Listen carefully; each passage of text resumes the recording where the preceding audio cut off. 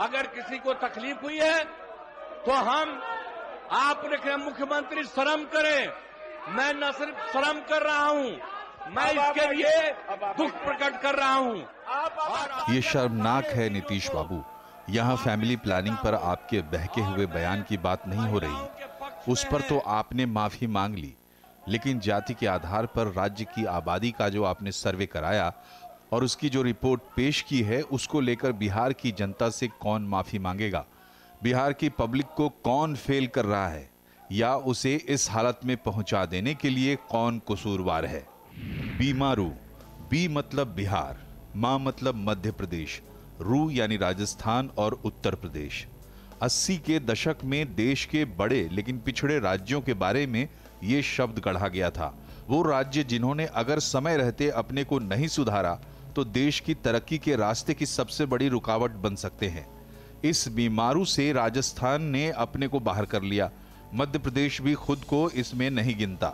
उत्तर प्रदेश की योगी सरकार का भी दावा है कि अब उसे भी इस बीमार राज्यों की श्रेणी में गिनने की जरूरत नहीं है। जिद है तो बिहार की, जो बीमारू के बी को छोड़ने को तैयार नहीं है। नीतीश सरकार की जातिगत सर्वे की रिपोर्ट भी यही पिक्चर खींच रही है। नंबर को देखें तो लगता है कि लगभग हर पैमाने पर बिहार फिसलता जा रहा है। आबादी के लिहाज से देश के तीसरे सबसे बड़े राज्य में 2021-22 में प्रति व्यक्ति आय करीब 55,000 थी, जो उड़ीसा, मध्य प्रदेश और उत्तर प्रदेश से भी कम थी। उसी साल राष्ट्रीय पर कैपिटा इनकम 1,50,000 रुपए थी, यानी बिहार की आबादी देश के औसत के 1/3 इनकम से ही खुश थी। 2011 की जनगणना के हिसाब से बिहार में साक्षरता करीब 62% थी, जो राष्ट्रीय औसत 73% से काफी कम था। हालांकि 12 साल बाद आए सर्वे में हालत बदली दिख रही है। यहाँ साक्षरता 79% हो गई है, पर 2011 सेंसस में देश में ग्रेजुएट की तादाद 8.15% थी। लेकिन नीतीश सरकार की 2023 की जाति सर्वे रिपोर्ट में बिहार में ग्रेजुएट्स की संख्या अब भी 7% है। दूसरे पैमाने देखिए, 100 में से 95 लोगों के पास कोई वाहन नहीं है। 2 व्हीलर रखने वाले महज 4% लोग हैं। 4 व्हीलर अब भी लग्जरी है। राज्य में 100 में से एक व्यक्ति की भी हैसियत कार रखने की नहीं बन पाई है। और डिटेल भी है, लेकिन कोई नंबर हौसला बुलंद करने वाला नहीं है। तो सिर्फ जातियों का नंबर और उनकी आबादी में हिस्सेदारी का पता लगाना इस सर्वे का मकसद था, तो वो पता चल गया है। लेकिन इसे जाने बगैर भी राज्य को विकास के रास्ते पर आगे बढ़ने से कौन रोक रहा था? इसका जवाब तो नीतीश, उनके सहयोगी आरजेडी कांग्रेस को देना होगा। बीजेपी भी इससे बच नहीं सकती। और नंबर जब सामने आ गया तो इससे निकलने का शॉर्टकट क्या निकाला जाए? आरक्षण का कोटा बढ़ाकर 65% कर देते हैं। और पॉलिटिकल क्लास की यही छोटी सोच शायद विकास से बिहार को दूर रखता रहा है, क्योंकि इसके लिए काम बहुत करना होगा, लेकिन ना तो उसका विजन दिखता है और ना हिम्मत। बिहार की स्थिति बहुत चिंताजनक है और इस पे चर्चा होनी चाहिए ज़रूर से, देश में भी और बिहार के जो लोग हैं, राजनीतिक चिंतक लोग वहाँ के, उनको पता चलना चाहिए कि उनके राज्य की स्थिति क्या है। ये कंपैरिजन का इशू नहीं है कि किसी और राज्य से आप कंपेयर करें और खुश हो जाएं। ये एब्सोल्यूट टर्म में अपने गिरेबान में झांकने की ज़रूरत है कि हमने इतने सालों बाद भी कहाँ स्थिति पहुँचा दी है, और उसके बावजूद हम उसको हंस हंस के डिफेंड कर रहे हैं कि हमने बड़े पारदर्शी तरीके से वो पिक्चर रखी है। गुस्सा आता है ये नंबर देख करके कि वाकई क्या ये हो सकता है कि 1980 में जब एक डेमोग्राफर ने कहा था कि बीमारू राज्य है, 43 साल बाद भी वो बीमारू राज्य बना हुआ है। नंबर बता रहे हैं, ये किसी व्यक्ति के, ये किसी भाजपा के, ये किसी विरोधी दल के नहीं है, ये बिहार सरकार के अपने नंबर हैं जो उनकी पोल खोलते हैं। तो विकास का मॉडल, आरक्षण का मॉडल और ये जो तमाम तरीके की सामाजिक न्याय की लड़ाइयाँ लड़ी गई हैं, इनकी पोल खुलती हुई दिख रही है। इसकी परतों को समझते हैं कि मूल वजह क्या इसके बात है, क्यों ऐसी स्थिति बनी कि 7% लोग केवल ग्रेजुएट हैं और आधा बिहार सिर्फ मैट्रिक पास है। अगर ये नहीं आपको चौंका रहा है तो फिर आपके लिए बहुत मुश्किल है। बातचीत करने के लिए हमारे साथ बिहार के पूर्व डीजीपी अभय आनंद जी हैं। पटना विश्वविद्यालय के पूर्व HOD economics professor Naval Kishore Chaudhary जी हैं, जवाहरलाल नेहरू विश्वविद्यालय के प्रोफेसर मनिंदर नाथ ठाकुर जी, सीएसडीएस के प्रोफेसर संजय कुमार जी और वरिष्ठ पत्रकार मोहम्मद समी अहमद साहब। आप सबका सर बहुत बहुत यहाँ पे स्वागत है। समझने की कोशिश करते हैं इसको कि ये दरअसल मसला है क्या। नवल किशोर जी, ये बिहार में क्यों पिछड़ों पर इतना आ गया?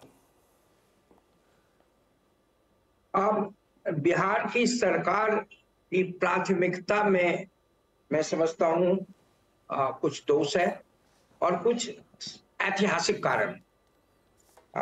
अगर बिहार अन्य राज्यों की तुलना में पिछड़ा है तो कुछ इसके ऐतिहासिक कारण भी हैं। बिहार ईस्टर्न इंडिया का एक राज्य है, बंगाल प्रेसिडेंसी का, और आप जैसा जानते हैं कि बिहार परमानेंट सेटलमेंट जोन में आता है। यहाँ किसान आंदोलन हुआ और बिहार पहला राज्य बना जिसने जमींदारी उन्मूलन कानून पास किया, लेकिन अधूरा रहा लैंड रिफॉर्म्स का एजेंडा। स्वाभाविक है कि जो इंस्टीट्यूशनल फैक्टर्स हैं वो बिहार के विकास के पक्ष में ऐतिहासिक रूप से नहीं है। तो अगर बिहार को आगे बढ़ना था तो जिस तरह से शुरुआत आजादी के बाद कुछ हुई, संस्थागत परिवर्तन हुए, जैसे जमींदारी उन्मूलन कानून पास हुआ और इंफ्रास्ट्रक्चर के क्षेत्र में और इंडस्ट्री के क्षेत्र में कुछ बड़े कदम उठाए गए शुरुआती दौर में, उसको आगे बढ़ाने की जरूरत थी, लेकिन ऐसा नहीं हुआ। 90 के बाद का जो दशक है, पिछला 3 दशक, जिसमें लालू राबड़ी शासनकाल आता है और अब नीतीश कुमार का शासन पिछले 15 साल से अधिक का है, और अगर दोनों को मिला दें तो एक ही सामाजिक आर्थिक वर्ग का शासन रहा है। तो शुरुआती 15 साल में आर्थिक विकास एजेंडा में नहीं था।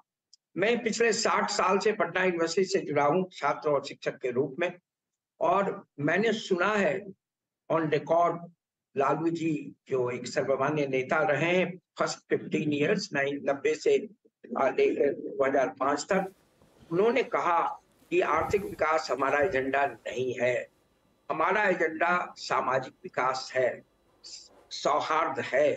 तो स्वाभाविक ही उनके एजेंडा में नहीं था।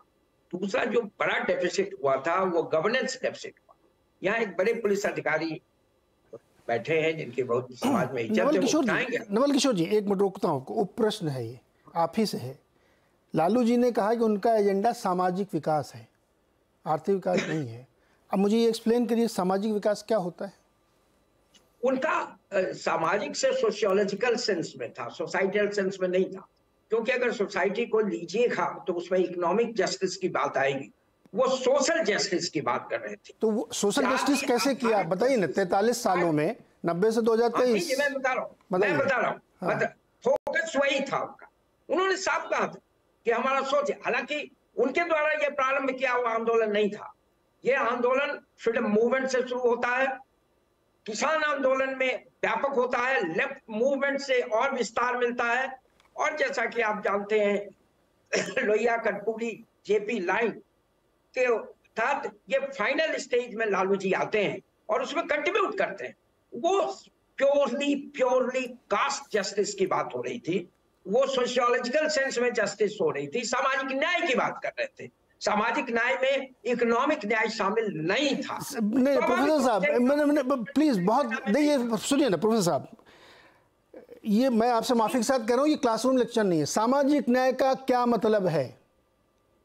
सामाजिक न्याय का है कि जो जाति वर्षों से और कुछ माने में सेंचुरीज से उपेक्षा की शिकार रही, वो मार्जिनलाइज कम्युनिटीज थी, उसको हक मिले, इसे नकारा नहीं जा सकता है। हाँ, उसको हक मिले, आवाज देना उनकी प्राथमिकता थी। तो उसको हक मिला क्या? उसको हक मिला क्या? इस सर्वे में देख के उसको हक मिला क्या? Let me conclude. हम समय की मर्यादा समझते हैं और कंक्लूड। वो उनकी इकोनॉमिक डेवलपमेंट एजेंडा ही नहीं था। दूसरा था कि गवर्नेंस कोलैप्स कर गया था। यहाँ बैठे हमसे अधिक जानकार लोग हैं गवर्नेंस और इकोनॉमिक डेवलपमेंट, ये दोनों डेफिसिट था। तो नीतीश ने इसको पिकअप किया। उन्होंने कोर पॉलिटिक्स जाति का, Nitish Kumar started as a caste leader, उन्होंने सोशल जस्टिस को छोड़ा नहीं, लेकिन नहीं सर, नवल सर रुकिए, अभी अब रुकिए सर, चौधरी साहब रुकिए, ये सब गोलमोल वाली बातें हैं।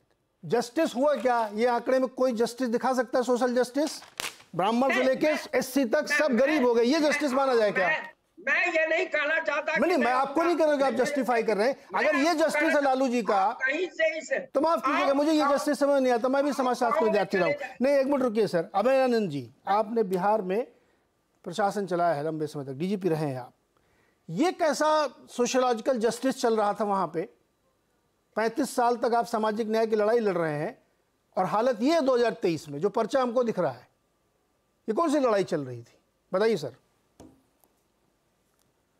मैं जो आपको बताऊंगा वो 37 साल जो मैंने नौकरी की और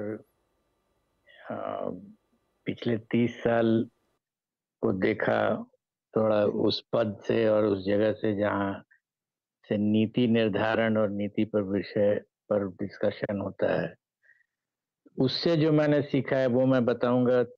मेरे पास एकेडमिक बैकग्राउंड नहीं है जिससे कि मैं उस लाइन पर चर्चा कर सकूं। रिजर्वेशन एक सॉल्यूशन ढूंढा गया, वो संविधान नहीं दे दिया था। उसमें फिर अति पिछड़ी और पिछड़ी को भी इंक्लूड किया गया लेटर स्टेज में। तो मैंने जो पाया अपना डेटा पुलिस विभाग का कलेक्ट करके और बहालियों को देख करके, हालांकि इन्वॉल्व होकर देखने का नहीं मौका मिला, डिस्टेंस से ही मिला था देखने का। तो जो बात मैंने पाई कि जो सबसे डिप्राइव्ड हो गया, अपना रिजर्वेशन भी उनको नहीं मिल रहा था, कागज पर उनको रिजर्वेशन मिल रहा था, बट एक्चुअली जब बहालियां होती थी, पुलिस की बहाली तो मैं डायरेक्टली जानता हूँ, वो नहीं, उनका जो रिजर्वेशन कोटा था वो भी नहीं पूरा हो रहा था। तो जो सबसे डिप्राइव्ड सेक्शन रह गया वो अति पिछड़ी था। और मैंने इसको ऑफिशियली भी I brought it to the notice of the then government, और बाद में जो प्रेजेंट गवर्नमेंट है इसको भी मैंने बताया था। तो मेरा एक सजेशन था उसमें कि आप डी नोवो अपॉइंटमेंट मत कीजिए, जो भी वैकेंसी हो, जिनका कोटा नहीं भरा है कम से कम उसको तो उसका हक दे दीजिए। और जो as I said and I keep repeating कि ये सबसे ज्यादा डिप्राइव्ड था शेड्यूल, जो नॉट शेड्यूल कास्ट, अति पिछड़ी, ईबीसी जिसको हम कहते हैं। तो ये मेरा अपना अंडरस्टैंडिंग था बेस्ड ऑन डेटा, और जो मैं देख रहा था वहां पर, आप ढूंढ करके भी एक अति पिछड़ी वाले किसको सिपाही में या पता नहीं टीचर्स में था कि नहीं, मुझे आइडिया नहीं है, बट पुलिस संवर्ग में तो ढूंढने से भी नहीं मिलता था। और इस बार भी जो आप डेटा में देखेंगे, जो सो कॉल्ड जिस जाति के मुख्यमंत्री होते हैं, उसी जाति का सबसे ज्यादा की संख्या सरकारी नौकरी में मिल रही है। तो it is not a coincidence. जी, और इसीलिए मैंने सजेस्ट मसला सर इससे आगे का है। मैं इस डिबेट को जहां ले जाना चाहता हूं, ये ले जाना क्या, मेरे ले जाने से क्या जाएगी, पहुंच चुकी है वहां पे। आप आरक्षण की राजनीति कर रहे थे, आप पिछड़ों की राजनीति कर रहे थे, आप करिए, कोई दिक्कत नहीं, उनका ही भला कर देते आप। वही कहाँ भला हुआ उनका? मैं भी एक्सक्यूज में, मैं भी वही बात कह रहा हूँ। स्टेट के 40% लोग झोपड़ी में रहते हों और उस देश प्रदेश के नेताओं को शर्म नहीं आती हो, वो बैठ के मुस्कुरा के उसको डिफेंड कर रहे हैं कि देखिए हमने पारदर्शिता से आपके सामने डेटा रखा है। 40% लोग झोपड़े में रहते हैं सर, उन्हीं का नंबर है। तो बात यहाँ पे आरक्षण की, ईबीसी की, ओबीसी की और ये भूमिहारों की नहीं है। बात यह है कि आपका विजन क्या है। समीर साहब, आप पत्रकार रहे हैं सर, आप, मैं पक्का पता है कि आप सारे नेताओं से मिलते रहे होंगे, जरा उनकी सोच बताइए, वो क्या सोचते थे बिहार के बारे में। और आज 2023 में जब खत्म होने की कगार पे साल खड़ा है, तब भी हम उसी सोच पे बैठे होंगे। देखिए, प्रोफेसर नवल चौधरी ने जो बात कही कि वो लालू प्रसाद के एजेंडा में नहीं था आर्थिक विकास, तो उनका एक मामला था कि जो सामाजिक उनको हाँ। हक मिलना चाहिए, मिसाल के लिए वोटिंग राइट है, बहुत से लोग वोट देने जा नहीं पाते थे, तो उनको उनका हक मिला वो, और उनको आवाज मिली ऐसे लोगों को। ये एक माना जाता है लालू प्रसाद के लिए कि उन्होंने गरीबों को, बेजुबानों को जुबान दी। अब जहां तक मामला है इसका आर्थिक विकास का, तो जैसा कि प्रोफेसर नवल चौधरी ने कहा कि वो उनके इसमें था ही नहीं, एजेंडे में नहीं था। हालांकि बाद में नीतीश कुमार जब आए तो उन्होंने कुछ कोशिश जरूर की, कारखाना लगाने की कोशिश की। कितनी कामयाबी मिली ये तो आपको इसका पता चल रहा। 34.13% लोग हैं जो महज 6,000 रुपये महीना कमाते हैं बिहार में, जो लगभग 3.25 करोड़ है, और बिहार की आबादी 13 करोड़ है। तो एजेंडा में जब जो चीज है नहीं तो उसको आप कहाँ से पाइएगा। अब रही बात कि लालू प्रसाद के टाइम में मिला क्या, लालू प्रसाद के टाइम में ये जरूर है कि उनको उनका हक मिला, और नीतीश कुमार के वक्त में ये बात आई कि उन्होंने 50% सीट जो है पंचायतों में महिलाओं के लिए आरक्षित की। ये कुछ चीजें हैं जो उन्होंने की हैं, लेकिन उनको उनसे जब ये सवाल किया जाएगा कि उन्होंने आर्थिक विकास के लिए क्या किया, तो आपको मालूम है उनका जवाब क्या होगा। उनका जवाब होगा कि झारखंड हट गए यहाँ से, उसके बाद से हमें विशेष पैकेज मिलना था वो नहीं मिला, विशेष राज्य का दर्जा मिलना था वो नहीं मिला, इसलिए हम पिछड़े हैं। और अभी तेजस्वी यादव ने कल भी ये मांग की कि अब चूंकि ये आंकड़ा आ चुका है, इसलिए बिहार को या तो विशेष पैकेज मिलना चाहिए या विशेष नहीं राज्य सर, का दर्जा नहीं समीर साहब, नहीं नहीं नहीं, उनका जो फॉर्मूला है वो आरक्षण बढ़ाने का था। कल भी उन्होंने वही किया कैबिनेट में। उनको विशेष आरक्षण से विशेष पैकेज मिल जाए, ये मिल जाए, इससे कोई लेना देना नहीं सर। ना सर, भ्रम में मत रहिए आप भी। देखिए भाईजान ठाकुर साहब, बात यह है कि आरक्षण कितना मिलेगा, मैं तो कहूँ 100% मिल जाए। आपने एक बहुत अच्छी बात कही। सभी साहब एक सुनिए ना, इंसिडेंट याद आ रहा, मैं बता दूं ना, भूल जाऊंगा मैं भी। किसी एक बहुत वरिष्ठ पत्रकार ने, जिसने बिहार कवर किया, उसने बताया कि लालू जी ने क्या चेंज ला के दिखाया। तो उन्होंने एक, आप क्या, कोई बड़ा मशहूर क्लब है जहाँ सिर्फ रईस अमीर लोग जाते थे, एलीट टाइप का क्लब माना जाता है, बोला यहाँ से शादी होगी किसी दलित के लड़के की, वो जाएगा। ये चेंज है भाई साहब, इस चेंज का आचार बनाए क्या? ये कौन सा चेंज है? आपने पंचायत में मताधिकार का दिला दिया मुझे, मैं वोट डालने गया, वोट डाल के मुझे मिला क्या? मैं झोपड़े में रह रहा हूं, मेरे पास खाने को नहीं है, तो मतदान डाल के मेरे को क्या दिया आपने? अपने लड़के को सीएम बनाने का रास्ता तय किया आपने। जी समीर साहब, देखिए आरक्षण का दो पहलू है। एक तो पहलू है जो नौकरी है, तो बिहार में नौकरी 1.57% है बस। 1.52% लोग भी बिहार में सरकारी नौकरी नहीं करते हैं, तो उसमें तो आरक्षण का बहुत ज्यादा हमको नहीं लगता है कि रोल होगा। लेकिन ये जो चुनाव होते हैं ना, जो पंचायत चुनाव है, उसमें ईबीसी और ओबीसी को आरक्षण मिला हुआ है। अगर ये आरक्षण उनको लागू करना होगा इसमें असेंबली इलेक्शन में, तब इसका कुछ महत्व समझ में आएगा, वरना आरक्षण का कोई अब बहुत ज्यादा मतलब रह नहीं गया है।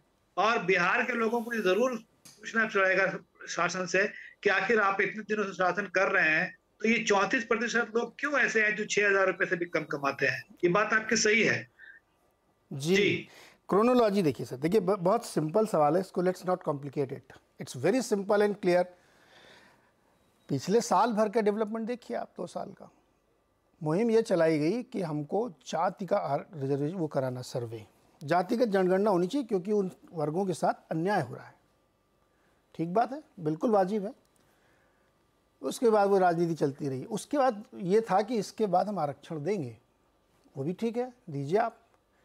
और उन्होंने कल कैबिनेट में फैसला किया। लेकिन उस परत के बहाने आप बेपर्दा हो गए हैं कि आपकी ये पॉलिसी इन क्वेश्चन है।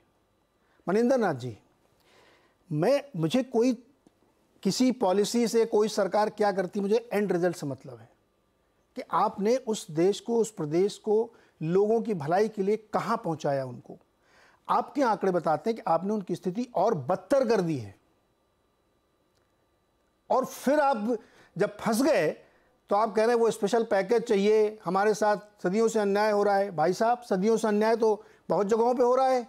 आंध्र प्रदेश भी जब अलग हुआ तेलंगाना से, तो उन्होंने यहाँ पे आरोप लगाया कि सारे रिसोर्सेज आंध्रा में चले गए, तेलंगाना ऐसे रह गया। लेकिन तेलंगाना उससे बेटर स्टेट बन के दिखाया उसने। क्या विजन की कमी है क्या मनिंदर साहब? मुझे तो लगता है कि विजन की कमी है। आप देखिए कि बिहार में बड़ा कॉन्ट्राडिक्टरी ट्रेंड्स है। एक तरफ सुना है मैंने, आंकड़ा मेरे पास नहीं है कहने के लिए, कि जो बड़ी गाड़ियां हैं, ये क्या कहते हैं, स्कॉर्पियो जैसे जो गाड़ियां हैं, उसका सबसे बड़ा खरीदार बिहार है। लोग कहते हैं कि 3 लाख करोड़ का बिहार सरकार के ऊपर लोन है। ये सब पैसा गया कहाँ आखिर? इसका मतलब है कि हमारे पास कोई विजन नहीं है, और इस सारे पैसों से हमने एक एलीट वहां क्रिएट किया है बिहार में, जिसका इंटरेस्ट बिहार के डेवलपमेंट में नहीं है। ना तो एजुकेशनल डेवलपमेंट में है, ना हेल्थ केयर डेवलपमेंट में है।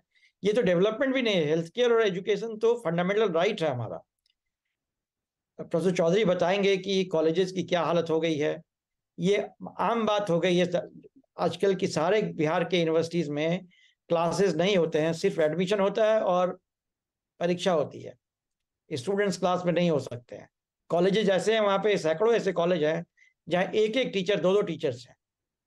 तो पता नहीं, यदि सोशल जस्टिस ही उनका मॉडल था तो सोशल जस्टिस केवल रिजर्वेशन से हो जाता या ठीक ठाक एजुकेशन देने की भी जरूरत थी?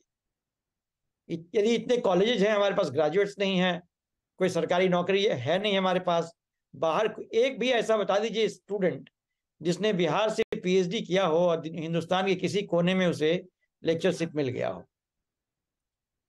ये क्यों ऐसा हो रहा है? इसका मतलब है कोई विजन नहीं हमारे पास नहीं है। रिजर्वेशन एक एलिबाई है जिसको लेके आप चुनाव तो जीत लेते हैं, लेकिन राज्य का विकास नहीं कर सकते हैं। विकास के लिए जो एक मॉडल होना चाहिए। कब तक हम कहते रहेंगे कि जो प्रॉब्लम हमारा हुआ फ्रीडम स्ट्रगल के बाद, जमींदारी प्रथा लागू होने के बाद, खत्म होने के बाद, वो अभी तक हमें बैकवर्ड किए रखा है। ये बहुत उचित नहीं लगता है। यहाँ तक कि बंटवारे के बाद, बिहार और झारखंड के बंटवारे के बाद भी आपने मॉडल क्या अडॉप्ट किया डेवलपमेंट का? ना तो आपने एग्रीकल्चर में प्रॉपर इन्वेस्टमेंट किया। हमारे किसान मैक्सिमम रेट पे बिजली का बिल देते हैं और मिनिमम रेट पे अपना सामान बेचते हैं। हमारे पास कोई मॉडल नहीं है किसानों के विकास के लिए। केवल सड़कों का निर्माण अभी हुआ है। ऐसा लगता है कि सड़कों से हम विकास को जोड़ के देखते हैं तो बहुत बिहार विकसित हो गया है, लेकिन इन सड़कों का भी रखरखाव कैसे होगा हमें मालूम नहीं है। और सड़कों से हम ले क्या जाएंगे, कहाँ ले जाएंगे, कैसे ले जाएंगे, हमें कुछ भी मालूम नहीं है। मुझे तो डर ये लग रहा है, ये जो 3 लाख करोड़ के आसपास हमारे पास लोन है, उसका इंटरेस्ट हम कैसे पे करते हैं, ये लोग मुझे बता नहीं पा रहे। मैं पूछता हूँ लोगों से कि बजट में कितना हिस्सा हमारा होता है जो हम इंटरेस्ट सर्व करते हैं लोन का, और वर्ल्ड बैंक से हमने लोन ले रखा है।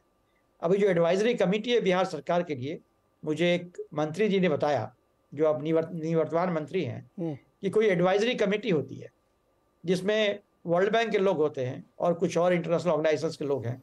वो एडवाइस कर रहे हैं डेवलपमेंट के लिए। उसको ही 100 करोड़ रुपया किसी प्रोजेक्ट के लिए दिया गया एडवाइस करने के लिए, लेकिन क्या एडवाइस है मुझे मालूम नहीं। जी अच्छा समीर साहब, एक छोटा सवाल आपसे और मुझे समझना है कि बिहार में बहार है, नीतीश कुमार है, शराबबंदी कर दी, लड़कियों को साइकिल बांट दी, ये सब बहुत बढ़िया स्कीम किया। मैं ये जानने में इंटरेस्टेड हूँ कि देखिए, इसलिए कह रहा हूँ क्योंकि 2-3 दशक से यही 2 लोग चला रहे हैं सरकार वहाँ पे। तो क्या ऐसा ड्राइविंग फोर्स है जो उनके विजन को बदल नहीं पा रहा, जो मणि साहब कह रहे हैं? क्यों नहीं बदल पा रहा है? क्या मजबूरी है? क्या फ्यूडल मेंटालिटी है? सामाजिक न्याय के नाम पर अपने ही परिवार को, अपने ही लड़के को मुख्यमंत्री बनाना है। अगर यही सामाजिक न्याय है तो मुझे समझ नहीं आता वो क्या ड्राइविंग फोर्स था जो वही कंटिन्यू। नीतीश कुमार जी को तो वो भी नहीं है, फिर क्यों नहीं चेंज कर पाए? आप मुझे बताइए कि पिछले 5 साल में कितने इन्वेस्टर कॉन्फ्रेंस किए हैं नीतीश कुमार ने? देखिए, अफसोस की बात यह है कि ये सिर्फ 2 परिवार का मामला, नीतीश कुमार और लालू प्रसाद का मामला नहीं है। बीजेपी भी अच्छे खासे दिनों तक इनके साथ। मैं उनको बरी नहीं कर रहा, उनको जोड़ लीजिए। मैंने कहा ना 33 साल में जितने थे सब, रामविलास पासवान भी बहुत बड़े मौसम विज्ञानी नेता बने रहे हैं। जी जी जी, तो उन सब के बावजूद ये हाल है। ये अफसोसनाक बात है। और जहां ज्यादातर जो बहस होती है वो राजनीतिक भागीदारी पे होती है। इंसान को, आम इंसान को क्या मिल रहा है, उसको पढ़ाई मिल रही है कि नहीं। देखिए, स्कूल में सिर्फ साइकिल देने से तो पढ़ाई नहीं होती है ना। कॉलेज में भी आप टीचर देंगे नहीं या उस समय पर रिजल्ट नहीं निकालेंगे। बहुत से लड़के तो यहाँ जो अच्छा करते हैं वो बिहार से चले जाते हैं, इसलिए कि उनको मालूम है कि यहाँ पर रिजल्ट समय पर निकलेगा नहीं, 1-2 साल उनका ऐसे ही बर्बाद हो जाएगा। और पढ़ाई तो जाहिर है, आप जान रहे हैं, सब लोग बता भी रहे हैं कि पढ़ाई का हालत ये है कि जब अभी के पाठक ने यहाँ कढ़ाई शुरू की तो लोगों ने विरोध करना शुरू कर दिया कि टीचर्स स्कूल में आते ही नहीं है, कॉलेज में प्रोफेसर समय पे आते ही नहीं है। ये सब काम जो पहले होना चाहिए था वो इक्का दुक्का काम अब नजर आ रहा है। जहां तक आर्थिक विकास की बात है, उसके जो कार्यक्रम होने चाहिए, जैसे इंडस्ट्री लगाना, तो इंडस्ट्री लगाने कोई बड़ा नाम बता सकता है कि हाँ कोई बड़ा कारखाना यहाँ पर लग गया हो, नहीं लगा। हालांकि बीजेपी सरकार घोषणाएं करते रहती है कि आर्थिक विकास औद्योगिक विकास के लिए हमने ये नीति लाई है या कोई और नीति लाई है, लेकिन उस नीति का जो फायदा दिखना चाहिए समाज में, जनता के बीच, वो नजर नहीं आती है। लोगों को अभी नौकरी करने के लिए बाहर ही जाना पड़ता है, यहाँ पर नौकरी भी नहीं मिलती है सही से। जी प्रोफेसर संजय कुमार जी, सर आप सेफोलॉजिस्ट भी हैं और सामाजिक अध्ययन भी करते हैं, तो आपके पास सोशल डेटा बहुत होता है। मैं इस बात को इंटरेस्टिंग तौर से जानना चाहता हूँ कि बिहार की ये स्थिति क्यों बनी, और मैं ये भी जानना चाहता हूँ कि ये जैसे एक होता है कि आदमी को मालूम है लेकिन वो करता नहीं है अपने इंटरेस्ट में, एक ये होता है कि उसकी सोच ही नहीं है। दोनों में क्या है बिहार की स्थिति? मतलब इतने 3 दशक तक आप बदहाली की स्थिति जी रहे हैं और आपको रियलाइज ही नहीं हो रहा है, ये मुझे डाइजेस्ट नहीं हो रही बात। देखिए, अगर ऐसा कोई थर्मामीटर होता जो बुखार नापने के लिए तो है, थर्मामीटर मुंह में लगाया और पारा पता चल गया कि 102 डिग्री है कि 104 डिग्री है। ऐसा कोई थर्मामीटर तो नहीं है मेरे पास कि मैं कहूं कि बिहार की बदहाली का वजह ये है और बदहाली का जो पैमाना है ये है। लेकिन मैं थोड़ा सा आपकी बात, जिस बात को आप पहले कह रहे थे उस पर थोड़ी सी टिप्पणी करना चाहूंगा नीरज जी। आप कह रहे थे कि वो ठीक है, मैं मानता हूं इस बात को कि ये जो सारा आरक्षण का मुद्दा होता है इसमें काफी हद तक राजनीति है, लेकिन ये राजनीति सिर्फ बिहार सरकार नहीं करती है, तमाम सरकारें कर रही हैं, केंद्र की सरकार भी करती है। और आपने एक बात कही कि आपने पंचायत चुनाव करा लिया, मैं वोट देके क्या करूंगा, मैंने वोट दे दिया, इससे मेरा क्या। नीरज जी, मैं तो सवाल ये पूछता हूं, आपने आज का ये प्रोग्राम किया, मैंने अपनी बात कही, तो क्या कर लिया? आपने ऐसा क्या चीज कर ली और मैंने ऐसा क्या कर लिया? मैं रोज लगभग टीवी के प्रोग्राम करता हूँ। एक सेकंड रुको संजय जी, एक सेकंड सवाल पूछते हैं। हाँ, एक सेकंड के लिए सवाल पूछते हैं कि आपने लेख लिख के या टीवी में अपनी बात कह के क्या कर। संजय जी, एक सेकंड के लिए आपको रोक रहा हूँ इसी मोड़ पे। सर संजय जी, एक सेकंड रुक जाइए, नहीं बात फिर अटक जाएगी। बहुत अच्छा प्रश्न किया आपने और मैं इससे बहुत धन्यवाद देता हूँ आपको। एक पत्रकार की हैसियत से और सामने बैठे प्रोफेसर और एनालिस्ट की हैसियत से वोट देने के अलावा जो मैं कर सकता हूं मैं बेस्ट कर रहा हूं साहब। अब मैं सरकार नहीं चला सकता वहां की, लेकिन जो आदमी गांव में रह के पंचायत में वोट दे रहा है अपने गांव के कुआं और हैंडपंप लगवाने के लिए, वो नेता से सवाल पूछ सकता है और अगली बार वोट नहीं करेगा उसके लिए। इसलिए उसकी जिम्मेदारी बनती है। सर संजय कुमार जी की कोई जिम्मेदारी नहीं है और नीरज वाजपेयी की जिम्मेदारी नहीं है, मेरी जिम्मेदारी है, मैं बेस्ट पॉसिबल कर रहा हूं। अब बोलिए सर। मैं पॉलिटिशियन को डिफेंड नहीं कर रहा, लेकिन मैं ये कह रहा हूं कि जो राजनीति करते हैं उनके लिए भी सबसे जरूरी है, आपके लिए जरूरी है कि आप टीवी डिबेट करें, और ये जरूरी है कि आपके पास 5 गेस्ट हो, 4 गेस्ट हो, 5 गेस्ट हो। उसी तरह से राजनीतिज्ञों के लिए भी जरूरी है कि वो जो पॉलिटिक्स में चुनाव जीते, और चुनाव जीतने के तमाम, मैं ये कह रहा हूं इसको भी एक हथकंडे के रूप में इस्तेमाल किया जा रहा है। और सवाल ये है, दिक्कत ये है कि चुनावी हथकंडों की जो है बाढ़ आ गई है और जो विकास का कार्य है वो धीमे पड़ता चला जा रहा है। मेरी सिर्फ आपत्ति इस बात की है कि हम बिहार को सिर्फ कटघरे में क्यों खड़े कर रहे हैं। और जब आज और बार बार इस बात का जिक्र हो रहा है 3 दशक में बीजेपी की भी सरकार रही है, और बार बार इस बात का जिक्र हो रहा है कि दो लोगों की सरकार रही है या 2 परिवारों की सरकार रही है। एक का तो कह सकते हैं परिवार नहीं, लेकिन एक परिवार की सरकार है। इसमें बड़े लंबे समय तक बीजेपी की भी सरकार रही है और बीजेपी केंद्र में भी सरकार रही है, बीजेपी की केंद्र में भी सरकार है। सर मैं एक बार फिर रोकूंगा आपको। सर 2 क्लैरिफिकेशन और है संजय जी। मुझे लगता है कि संजय सर दो बात है कि एक विजन की कमी या कहें कि कमिटमेंट की कमी। संजय सर रुकिए, नहीं संजय सर एक प्लीज, मेरी हमारे आप मित्र हैं, मैं आपको फिर यहाँ पे 2 चीजें क्लैरिफाई कर दूं। इसलिए बिहार की चर्चा हो रही है, किसी उत्तर प्रदेश, किसी उड़ीसा या किसी झारखंड की इसलिए नहीं हो रही क्योंकि ये सबसे लेटेस्ट ऑफिशियल डेटा आया है। कल को अगर उत्तर प्रदेश का आंकड़ा आएगा तो ऐसी चर्चा होगी। सर एक मिनट सुन लीजिए ना, एक उपलब्धि है सर, एक मिनट सुनिए ना सर, इसलिए चर्चा हो रही। पहला जवाब ये है, ये ताजा डेटा है। दूसरा जो आपने सवाल किया, बताइए जो इसका विरोध कर रहा है। दूसरा जो आपने सवाल किया कि वहां बीजेपी सरकार है रही है, वो भी लोग शामिल रहे हैं, तो यहां किसी ने उनको बरी नहीं किया कि सुशील मोदी जी बहुत अच्छे हैं इसलिए उनको छोड़ देना चाहिए। बिल्कुल नहीं, वो भी इसमें शामिल है जी। अगर इन आंकड़ों को उपलब्धि नहीं मानते, किसी एक पार्टी का जिक्र कीजिए जिसने इसका खुल के विरोध किया। कोई नहीं करेगा सर, नहीं होना चाहिए। क्यों नहीं कर रहे हैं? वो राजनीति नहीं कर रहे। कर रहे हैं ना, तो उसी में तो मेरा सवाल है। तो बिहार की पार्टियों को, बिहार की सरकार को क्यों कटघरे में खड़ा किया? और किसको खड़ा करें बताइए, किसको खड़ा करें? ये सवाल किससे पूछा जाएगा? नहीं, बिहार की बदहाली का सवाल मैं किससे पूछूं ये बताइए आप।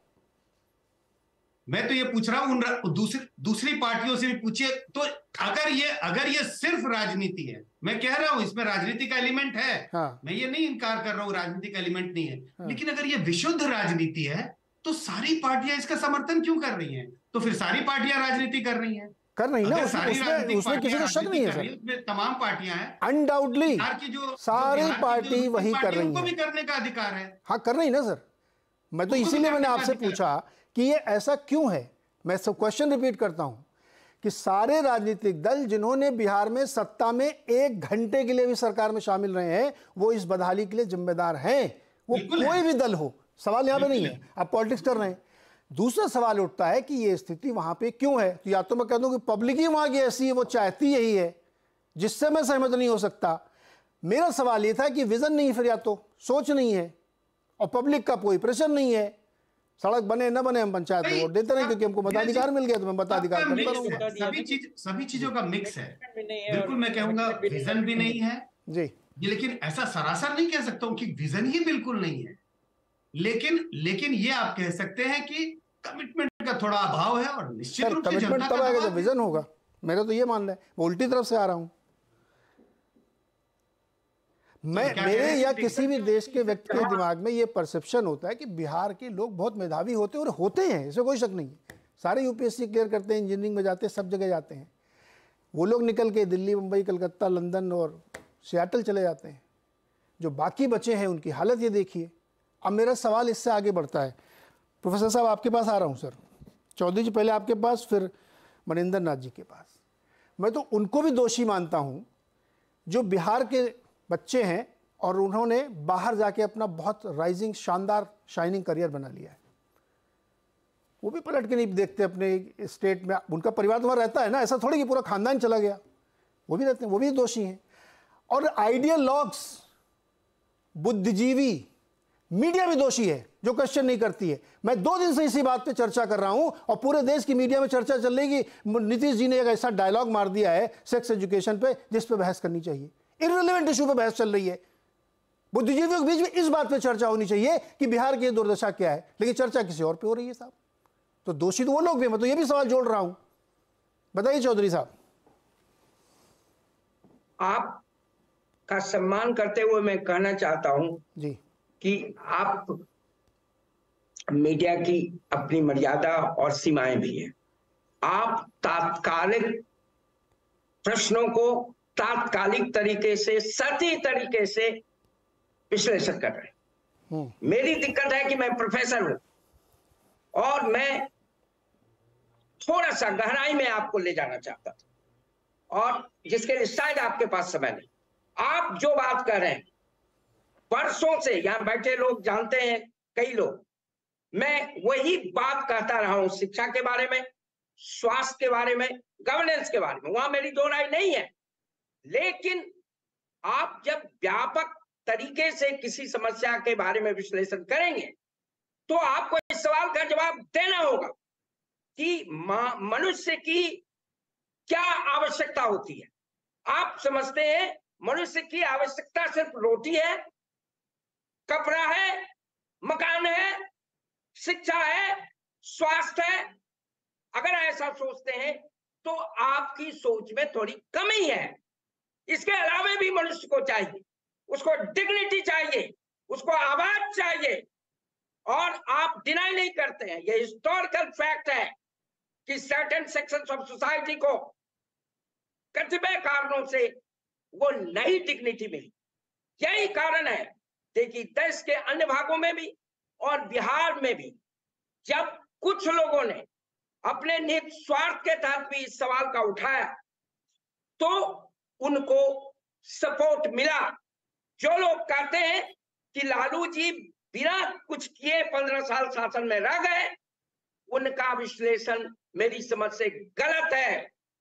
मैं यह नहीं कहता, उन्होंने जो बिहार के बड़े सामाजिक वर्ग को दिया वो काफी था, नहीं था काफी। उस वर्ग को भी शिक्षा चाहिए, क्वालिटी एजुकेशन चाहिए जो नहीं मिला उनको घर चाहिए, स्वास्थ्य चाहिए। और ठीक ही मनिंदर ने कहा कि जब राइट टू एजुकेशन है तो राइट टू हेल्थ भी होना चाहिए। उनको मकान चाहिए, यह भी सही है, लेकिन इस बात को आप नकार नहीं सकते। उनको आवाज चाहिए और ये आवाज उनको नहीं मिल रही। तो प्रथम 15 वर्ष में लालू जी ने वो आवाज देने में योगदान किया और इसीलिए वो सत्ता में रहे। और आज भी उनके परिवार यह जानते हुए कि डायनेस्टिक रूल चला रहे हैं, जिसका मैं घोर विरोधी हूं, आज उनको समर्थन मिल रहा। आप डेमोक्रेट हैं तो आपको मानना पड़ेगा कि बिहार की जनता बार बार क्यों आरजेडी को वोट देती, क्यों, इसको एक्सप्लेन करने की जरूरत है। क्यों बताइए ना सर, मानता वन लाइन में एक्सप्लेन करिए ना सर, आज कर दीजिए, आप पढ़ते खोल दीजिए सर आज आप। मुझे बोलने दीजिए, वाजपेयी जी बोलने दीजिए मुझे। हाँ थोड़ा संक्षेप में रखिए सर, बाकी लोगों से बात करनी है जी। नहीं, लेकिन आप जब विश्लेषण करते हैं तो अलग कीजिए, डिसएग्रीगेट कीजिए। इकोनॉमिक डेवलपमेंट अलग चीज है सर। आपने तो कार्ल मार्क्स को उल्टा खड़ा कर दिया सर। प्रोफेसर साहब क्या बातें कर रहे हैं आप? नहीं अब आप रुकिए सर, आप मनिंदर नाथ जी को बोलिए, वो भी प्रोफेसर है। मुझे दुनिया का एक समुदाय समाज बताइए जो बिना इकोनॉमिक एम्पावरमेंट के इज्जत के साथ रहता हो। Tell me one thing sir, आपने पूरी थ्योरी उल्टी खड़ा कर दी सर। इकोनॉमिक एम्पावरमेंट से सम्मान आता है, उससे आप एक अच्छी जिंदगी जीते हैं, आपकी जीवन में बेहतरी आती है। आप कह रहे नहीं साहब इकोनॉमिक डेवलपमेंट से ज्यादा जरूरी है कि मैं सम्मान कैसे मिलेगा? मुझे बताइए ना, ये आंकड़े में कौन सा सम्मान दिया है, क्या सम्मान है इसमें बताइए। मैं झोपड़े में रह रहा हूं, ये सम्मान है मेरा। मनिंदर नाथ जी प्लीज मुझे ये बताइए कि कौन सा समाज है जो बिना इकोनॉमिक एम्पावरमेंट के बड़े सम्मान के साथ जी सकता है? पैसे नहीं है खाने के और मैं सम्मान की बात कर रहा हूं।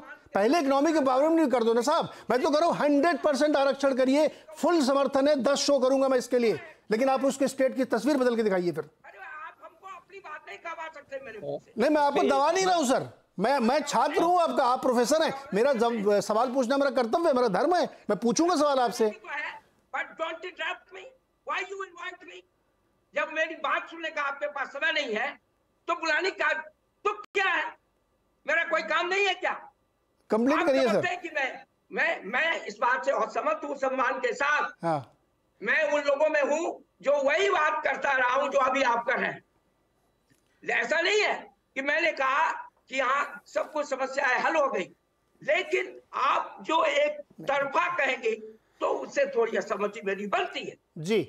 मैंने ठीक कहा कि कमी थी और उसी कमी को पूरा करने के लिए नीतीश जी चौधरी सर आपके बात पॉइंट टेकन सर। हमारे आपके बीच में बेसिक मतभेद नहीं है, आप खुद ही कह रहे हैं। मैं सिर्फ इतना सा निवेदन कर रहा हूं, मणि जी बहुत छोटा जवाब, फिर ब्रेक, फिर मैं लौट के आऊंगा, ऐसी पढ़ूंगा। मैं सिंपल से इतनी बात कह रहा हूं कि आप जो प्रोसेस जो तरीका लेके आए उसके लिए कितना समय लेंगे कि जब आप ये प्रूव करें कि देखिए मेरा मॉडल सही है। मैं तो कह रहा हूं कि साहब 100% आरक्षण कर दीजिए आप, कोई दिक्कत नहीं है। मैं रूप टॉप पर कह रहा हूं कि इनका मॉडल सही नहीं है। आपने सुना नहीं है हमको कभी। मंजर जी जानते मैंने डिमांड क्या है, लैंड रिफॉर्म्स कमीशन की रिपोर्ट नीतीश जी ने क्यों नहीं लागू की? अरे सर मैं इसका जवाब नहीं दे सकता ना, मैं तो खुद ही सवाल पूछ रहा हूँ। ये जवाब तो आप वहां रहते हैं, आपको नीतीश जी से पूछना चाहिए पटना में 3 बार। रुकिए सर अभी मैं इन सारी नीतियों का विरोध। चौधरी सर अरे प्रोफेसर सर अपने छात्र को मौका दीजिए। मुझे 1 मिनट बोलने दीजिए, हर लाइन पर आप कमेंट करेंगे तो बोलने का कोई तुक नहीं। अरे सर तो दूसरे प्रोफेसर साहब भी वो भी गुस्सा हो जाएंगे। आलोचना करता रहा हूँ इसलिए मैं उसमें कोई ये नहीं है। लेकिन आप कहेंगे कि पिछले 30 साल में बिहार में कुछ नहीं हुआ, कुछ भी विजन नहीं था, उसने एक पक्ष को सर यहाँ पे मेरा डिसएग्रीमेंट है सर। चौधरी साहब मैं रोकूंगा आपको। ये नंबर मुझे बता दें कि क्या हुआ है 33 साल में, मैं मान लूंगा आपकी बात। मैं तो नंबर वाला आदमी हूँ सर, मैं डेटा बात करता हूँ, मैं हवा बात नहीं करता हूँ। अभी मनिंदर जी को लेके आइए। मनिंदर नाथ ठाकुर सर 30 साल हो गए, बार बार मेरे को डांट रहे हैं प्रोफेसर साहब। मैं छात्र हूँ, इसका मतलब थोड़ी मुझे डांटते रहेंगे। मैं कह रहा हूँ 30 साल का समय लिया आपने, सब सारे दलों ने मिलके, आपका मॉडल सक्सेसफुल हुआ क्या? सम्मान पूर्वक कोई समाज मुझे दुनिया में बताए 100 साल 1000 साल के इतिहास में जो सामाजिक तौर पर बड़े सम्मान से जी रहा था, लेकिन विपन्न स्थिति में था। Sir, economic development empowerment is the core. आप तो कार्ल मार्क्स की थ्योरी उलट के खड़ी कर दिए सर, क्या बात कर रहे हैं आप मनिंदर जी? देखिए वाजपेयी जी, सर जो बात कह रहे हैं उसको ऐसे समझिए कि रीडिस्ट्रीब्यूशन एंड रिकॉग्निशन, ये दो आवश्यकताएं हैं मनुष्य की। रिकॉग्निशन भी बहुत बड़ा ही आवश्यकता है और इसमें कोई शक नहीं कि रिकॉग्निशन की आवश्यकता पे इस गवर्नमेंट ने काम किया। महिलाओं को जैसे आरक्षण दिया गांव में, तो महिलाओं का रिकॉग्निशन मिला उनको, उससे बड़ा फर्क पड़ा रिलेटिवली अपने ही समाज में। आर्थिक विकास तो उससे नहीं हुआ, लेकिन रिकॉग्निशन से जो एम्पावरमेंट होता है वो डेफिनेटली हुआ, इसे हमें स्वीकार करना चाहिए।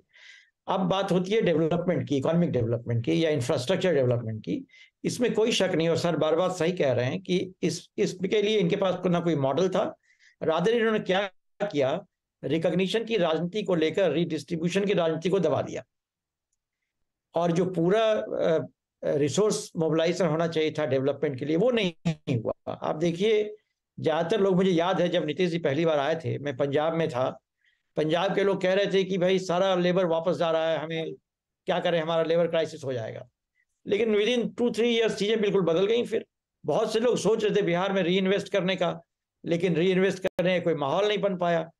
अब इसके जड़ में जाने की जरूरत है। संजय ठीक कह रहे हैं, किसी एक व्यक्ति को, एक पार्टी को हम बहुत हद तक ना भी यदि इसके लिए जिम्मेदार ठहराएं, ओवरऑल एनालिसिस करने की जरूरत है कि आखिर हमारे राज्य में डेवलपमेंट कोई मुद्दा क्यों नहीं बन पा रहा है। क्यों नहीं ऐसा हो पा रहा है कि जिसकी हालत इतनी खराब है, एजुकेशन की स्थिति इतनी खराब है, स्कूलों में शिक्षक नहीं है, ये जो नए वर्ल्ड बैंक की पॉलिसी के तहत अपने शिक्षा मित्र अपॉइंट किया है उसका कोई मतलब नहीं है, क्वालिटी एजुकेशन कोई सिस्टम नहीं है, पूरा जिला स्कूल का नेटवर्क खत्म हो गया पूरा का पूरा, कॉलेजेस का इतना अच्छा नेटवर्क सारा खत्म हो रहा है।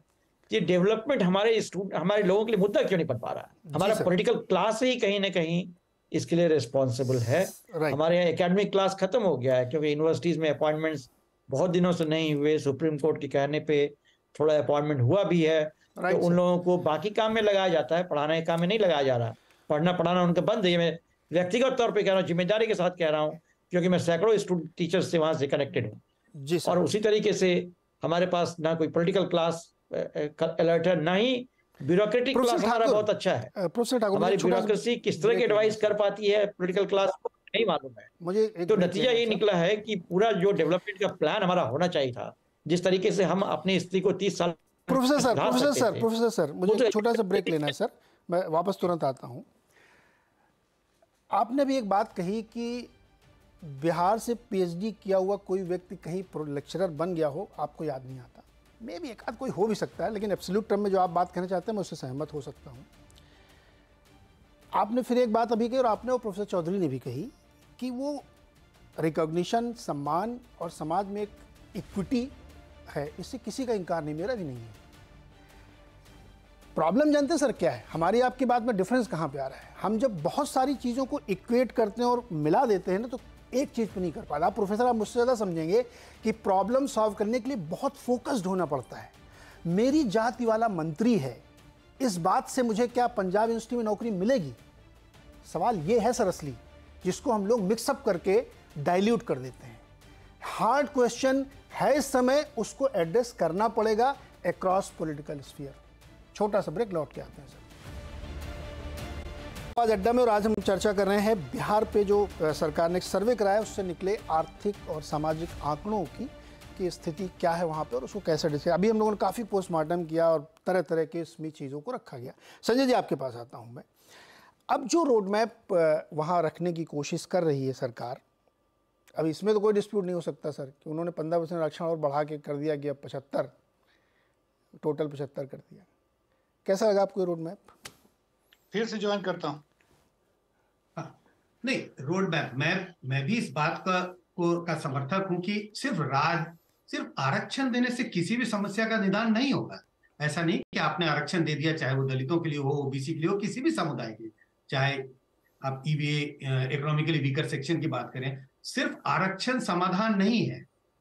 तो जिस बात का जिक्र मैंने पहले किया कि पॉलिटिक्स तो हो रही है इसके इर्द गिर्द।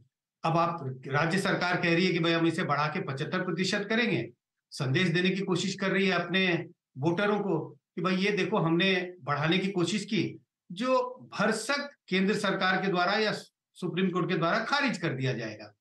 तो जब खारिज कर दिया जाएगा तो इसके इर्द गिर्द इन्हें राजनीति करने में सफलता हासिल होगी, क्योंकि ये अपने वोटरों के बीच जाके कह सकते हैं कि हमने करने की कोशिश की लेकिन ये नहीं किया गया।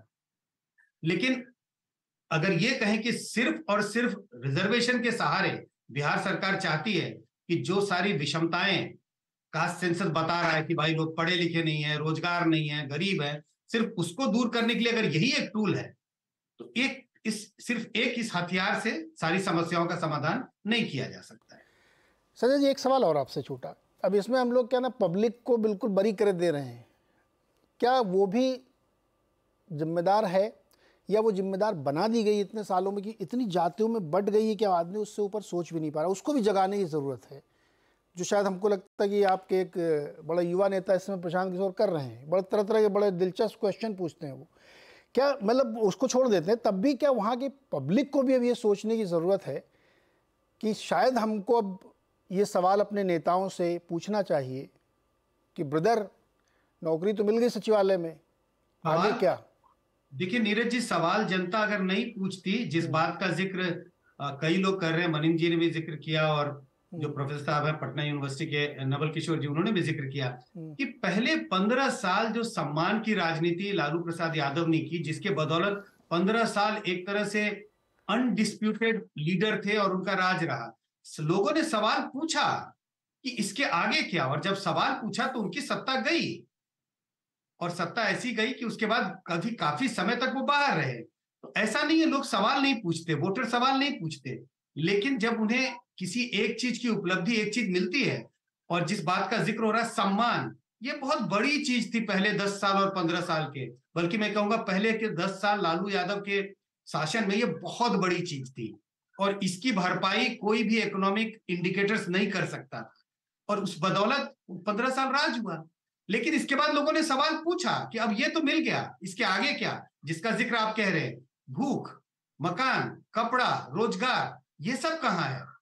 तब नीतीश कुमार आते हैं और उन्होंने 2-3 चीजें लेके आए, लॉ एंड ऑर्डर लेके आए, स्कूलों और लॉ एंड ऑर्डर के साथ सड़कों की बात मनीष जी कर रहे थे, तो कुछ विकास के कार्य हुए, उसके बदौलत नीतीश जी कुछ दिन तक रहे, लोगों ने फिर सवाल पूछा और लोग सवाल पूछ रहे हैं, और इसी के बदौलत आप देखेंगे कि हालांकि इन दिनों तो कोई चुनाव नहीं हुआ, लेकिन पिछले चुनाव के आधार पे भी आप देखें लोगों का झुकाव क्यों बीजेपी की ओर बढ़ रहा है। बिहार के मतदाताओं में अभी अगर आप ट्रायंगुलर कंटेस्ट में अगर तीनों पार्टियों को एक साथ अलग अलग चुनाव लड़े, एक तरफ बीजेपी है, एक तरफ आरजेडी और जेडीयू, बीजेपी सबसे बड़ी पार्टी बनकर उभरेगी, क्योंकि लोग अब सवाल नीतीश कुमार से पूछ रहे हैं। तो ऐसा नहीं है लोग सवाल नहीं पूछ रहे हैं, लेकिन दुख की बात यह है कि जिन पार्टियों से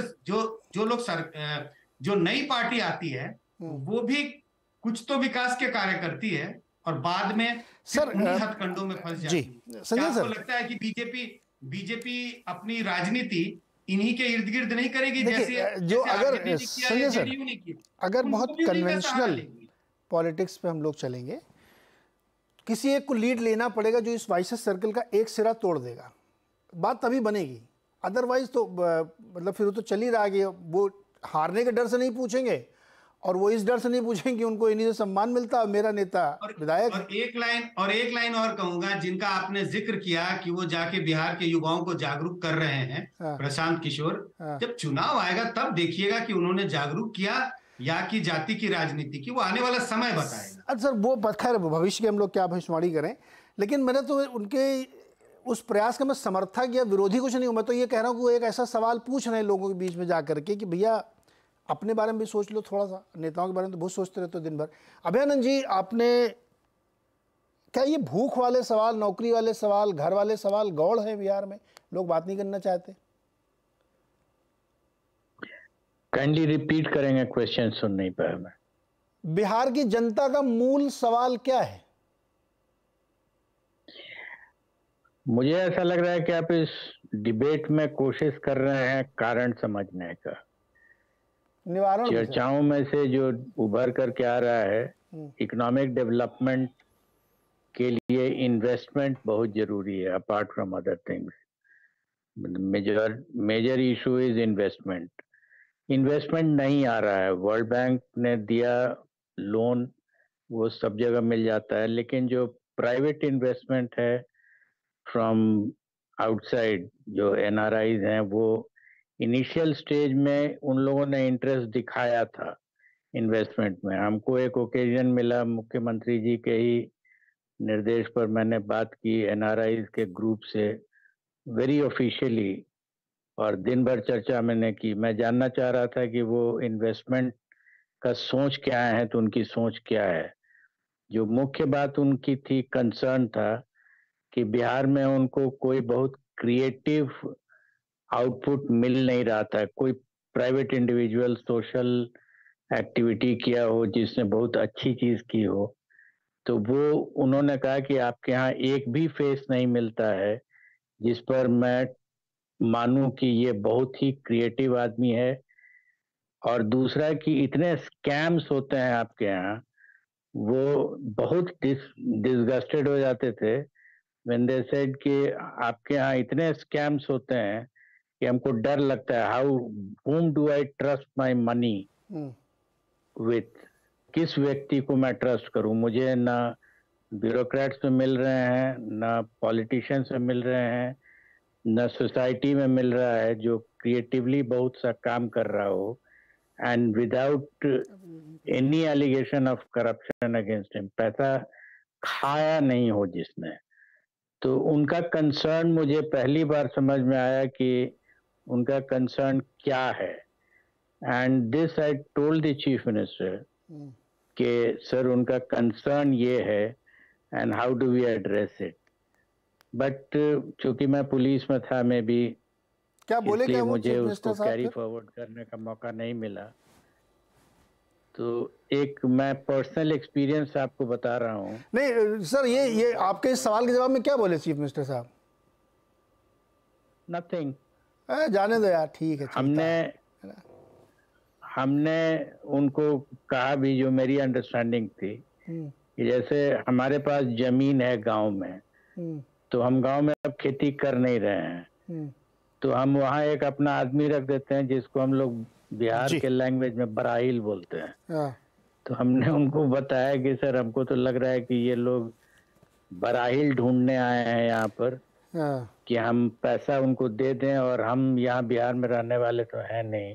करेक्ट। तो आप मेरे पैसा को थोड़ा इन्वेस्ट करके और खा मत जाइएगा। बट उनको ट्रस्ट ही नहीं था जी, and they had been looking around for people who had that image। जी सर, अभिनंदन सर, माफी के साथ चाह रहा हूँ, समय एकदम समाप्त हो रहा है।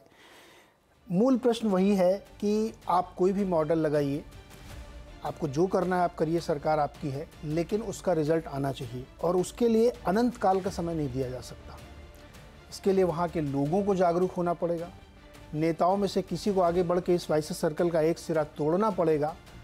हो सकता है वो बड़ा अलोकप्रिय हो जाए, लेकिन अगर वाकई आप अपने प्रदेश से, अपने देश से प्रेम करते हैं तो आपको ये करना पड़ेगा।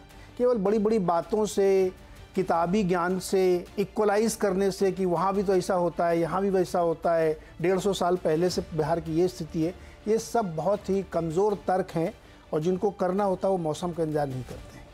तो ये एक बहुत वेकअप कॉल है, and thanks to Nitish ji कि उन्होंने अपना खुद ही आंकड़ा इन्होंने जारी कर दिया है। अगर अब भी आप नहीं चेते तो फिर जैसा चल रहा है वैसा चलबे करेगा, बागों में बाहर रहेगी। बहुत बहुत शुक्रिया हमारे साथ जुड़ने के लिए।